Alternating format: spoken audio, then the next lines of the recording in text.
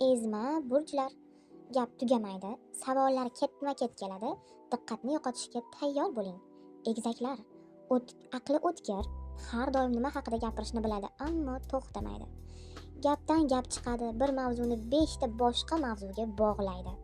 Birinchi salomdan oxirgi savoligacha o'zi nima deyapti deb o'ylaysiz. Buni o'zi ham sezmaydi. U oddiygina suhbatdosh bo'lyapti. U shunaqa deb o'ylaydi.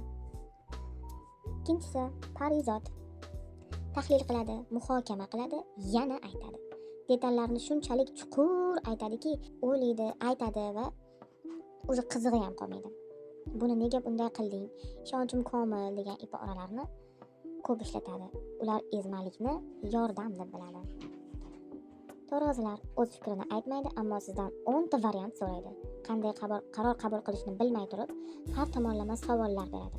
Odamni charchatadigan sukunatlar va lekin yana o'ylab ko'raylik deb tamom qiladi odamni.